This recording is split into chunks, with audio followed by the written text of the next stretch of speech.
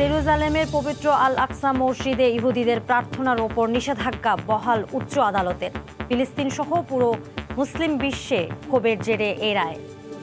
৬০ বছর পর আবারও টাটার হাতে গেল ভারতের রাষ্ট্রীয় বিমান এয়ার ইন্ডিয়ার মালিকানা। $২৪০ কোটি কিনল টাটা সন্স।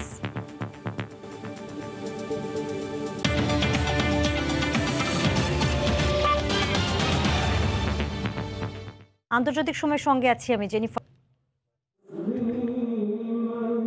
মসজিদুল আকসা বা বায়তুল মুকাদ্দাস, যা বিশ্বব্যাপী মুসলিমদের তৃতীয় পবিত্রতম স্থান হিসেবে পরিচিত। ইসরায়েল অধ্যুষিত পূর্ব জেরুজালেমে এই মসজিদের অবস্থান।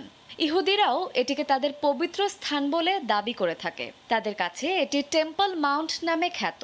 ইসরায়েল ফিলিস্তিন দ্বন্দ্বের অন্যতম কারণ এই মসজিদুল আকসা। গেল মাসে আরিয়েহ লিপ্পো নামে এক ইহুদি প্রার্থনাকারী হঠাৎ আল আকসা প্রাঙ্গণে ঢুকে প্রার্থনা করলে সে সময় আপত্তি জানায় সাধারণ মুসলিম।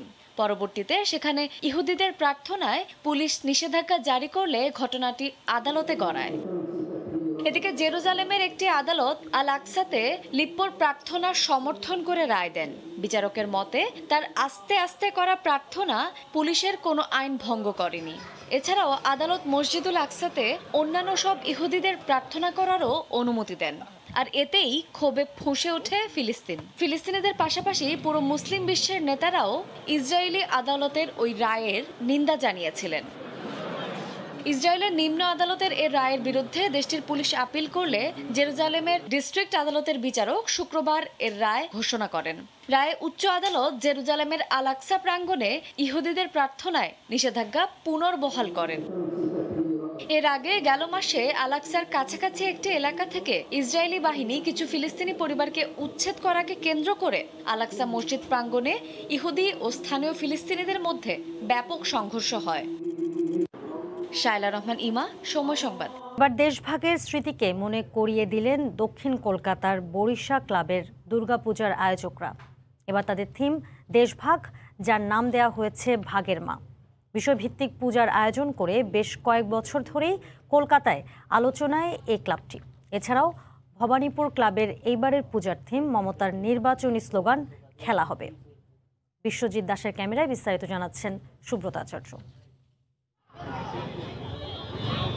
দক্ষিণ কলকাতার বেহালার বরিশা ক্লাবের পুজো বরাবরই ব্যতিক্রমী বিষয় ভাবনা নিয়ে হাজির হয়। এবারও তার ব্যতিক্রম নয়।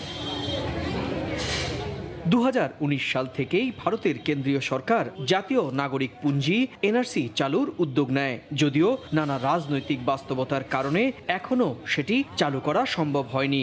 প্রথম থেকেই এনআরসির তীব্র বিরোধিতা করে আসছেন পশ্চিমবঙ্গের মুখ্যমন্ত্রী মমতা বন্দ্যোপাধ্যায়। পুজোর থিমের মধ্য দিয়ে সেই বিষয়টি তুলে আনায় খুশি তিনিও। পুজো মণ্ডপের উদ্বোধন করে এ বিষয়ে তার প্রতিক্রিয়া জানান মমতা। এবারেও তাদের আইডিয়াটা ভালোই করেছে। তাদের আইডিয়া হচ্ছে যে এনআরসি হলে কি হবে, সব বাক্স প্যাটরা নিয়ে দোকান গোটাতে হবে, বাড়ি গোটাতে হবে। সেই জন্যই দিদি আছে বলে রক্ষা হবে। দক্ষিণ কলকাতার জনবহুল অঞ্চল বলেই পরিচিত এই বেহালা মণ্ডপ উদ্বোধনের পর থেকেই বাইরে দর্শনার্থীদের ভিড়। আর এনআরসি এবারের থিম হয় স্বভাবতই একটু বাড়তি কৌতূহল সবার মধ্যে। আমরা যেমন সাধারণ মানুষ, আমরা তো কিছু বুঝতে পারছি, এবার যারা বুঝতে পারছে না আমরা তাদেরকেও আমরা বোঝাচ্ছি। যারা প্যান্ডেলটা কষ্ট করে বানিয়েছে, মূর্তিগুলো বানিয়েছে, তাদের উৎসাহটা খুব ইম্পর্টেন্ট আমার মনে হয়। এছাড়াও দক্ষিণ কলকাতার ভবানীপুর ক্লাবে এবারের পুজোর থিম মমতার নির্বাচনী স্লোগান খেলা হবে। চলতি বছর এই খেলা হবে স্লোগান তুলেই নির্বাচনে গেরুয়া শিবিরকে পরাস্ত করেন মমতা বন্দ্যোপাধ্যায়। এবার তার সেই নিজ এলাকা ভবানীপুরের পুজো নজর কাটছে সবার। সুব্রত আচার্য, সময় সংবাদ, পশ্চিমবঙ্গ, ভারত। ৬৮ বছর পর আবারও ভারতের রাষ্ট্রীয় বিমান এয়ার ইন্ডিয়ার মালিক হলো টাটা সন্স। নিলামে $2.4 বিলিয়ন দামে এয়ার ইন্ডিয়া কিনে নিয়েছে এই প্রতিষ্ঠানটি, যা বাংলাদেশি মুদ্রায় প্রায় 18,000 কোটি টাকা। প্রতিষ্ঠানটির সাবেক চেয়ারম্যান রতন টাটা নিজে এক টুইট বার্তায় এই খবরটি জানিয়েছেন। অবশেষে অবসান হলো দীর্ঘ ৬৮ বছরের অপেক্ষার। এয়ার ইন্ডিয়া এক্সপ্রেসের শতভাগ মালিকানা পেল টাটা সন্স। পাশাপাশি এয়ারপোর্ট সার্ভিসের ৫০% অংশীদারিত্বও টাটার হাতে যাচ্ছে। চলতি বছরের শেষ নাগাদ প্রতিষ্ঠানটির কাছে ভারতের রাষ্ট্রীয় বিমানের মালিকানা হস্তান্তরের বিষয়ে চূড়ান্ত নির্দেশনা জারি করা হবে বলে জানিয়েছে দেশটির কেন্দ্রীয় সরকার।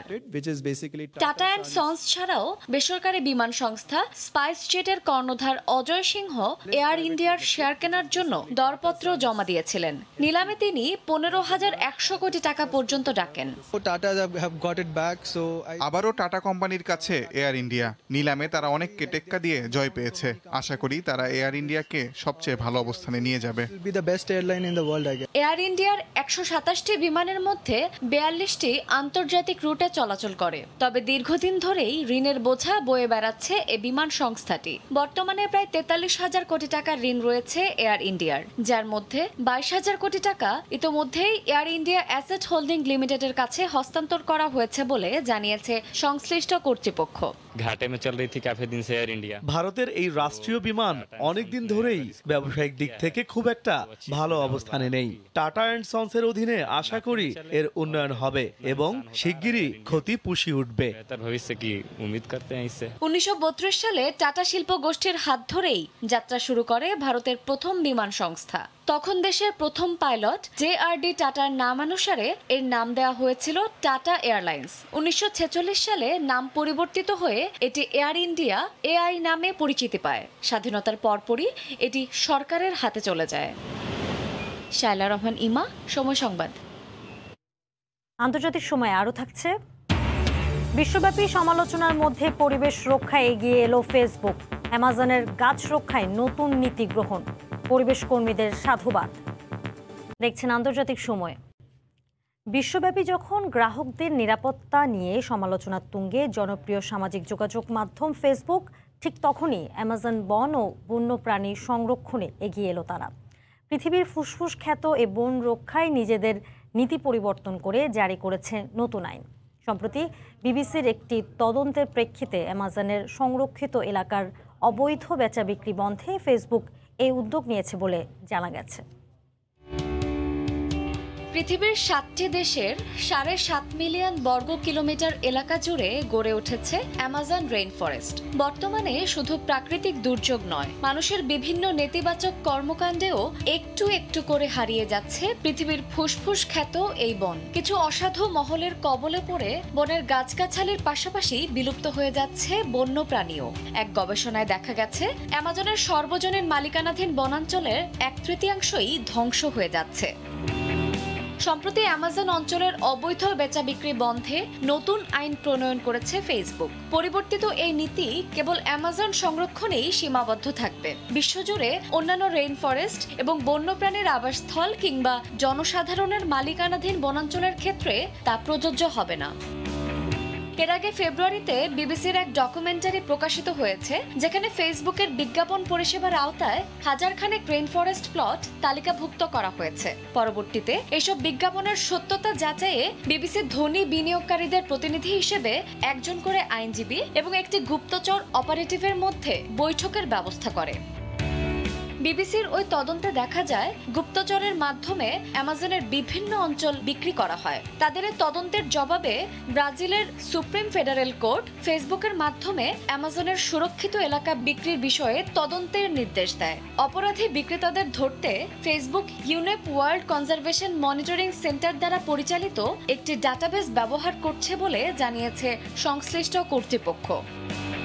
শায়লা রহমান ইমা, সময় সংবাদ। আন্তর্জাতিক সময়। ধনী দেশগুলোর করোনার টিকা ব্যবহারের কৌশলকে অনৈতিক ও মূর্খতা বলে উল্লেখ করেছেন জাতিসংঘের মহাসচিব আন্তোনিও গুতেরেস। তিনি বলেন, দরিদ্র দেশগুলোকে টিকা পাওয়ার সুযোগ বন্ধ করে দেওয়ায় মহামারীর বিরুদ্ধে দেশগুলোর নিজস্ব সুরক্ষা কমার ঝুঁকিতে রয়েছে। বৃহস্পতিবার ভার্চুয়াল এক সংবাদ সম্মেলনে গুতেরেস এসব কথা বলেন। বিশ্ব স্বাস্থ্য সংস্থার বরাতে AFPর প্রতিবেদনে বলা হয়, যেসব দেশ তাদের জনসংখ্যার 40% বেশি টিকা কর্মসূচি পালন করেছে, তাদের উচিত অন্য দেশগুলোর জন্য এগিয়ে আসা, বিশেষ করে আফ্রিকার দেশগুলোর জন্য। বিশ্ব স্বাস্থ্য সংস্থা চেয়েছিল সেপ্টেম্বরের মধ্যেই যেন প্রতিটি দেশের অন্তত 10% মানুষ টিকার পূর্ণ ডোজ পায়।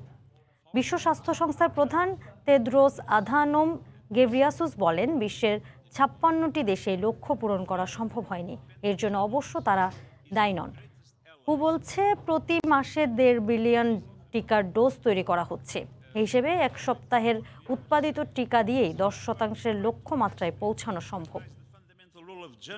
জানিয়ে দিচ্ছি আন্তর্জাতিক সময়ের শিরোনামগুলো। জেরুজালেমের পবিত্র আল আকসা মসজিদে ইহুদিদের প্রার্থনার ওপর নিষেধাজ্ঞা বহাল উচ্চ আদালতের। ফিলিস্তিন সহ পুরো মুসলিম বিশ্বে ক্ষোভের জেরে এ রায়। সময়